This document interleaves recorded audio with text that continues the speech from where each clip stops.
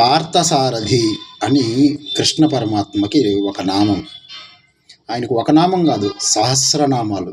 సహస్రం అంటే సంస్కృతంలో అనంతం అని అర్థం. అనంతనామాల వాడ, అనాథరక్షక, గోవింద, పరమాత్మ, హరే కృష్ణ అని ఆయన్ని వేడుకుంటాం. ఆయన పార్థసారథి, పార్థుడిని నడిపించినాడు. ఆయన పార్థుడినే కాదు, శ్రీ మహాభాగవతాన్ని, శ్రీ మహాభారతాన్ని, సమస్తాన్ని నడిపించేటువంటి పరమాత్ముడు. అట్లాంటి పరమాత్మునికి రథం నడిపేది తెలియదారా బోసిడీకే గరికపాటిగా? ఎవడురా నువ్వు అసలు నిజంగా సనాతన సమాజానికి సంబంధించినటువంటి వాడివా, లేదంటే అన్ని మతాలకు సంబంధించిన తొత్తుగాడివా? ఎందుకు కృష్ణ పరమాత్మ గురించి తక్కువ చేసి మాట్లాడుతూ ఉండవు? వేస్ట్ ఫెలో, మెట్టుతో కొడతాం.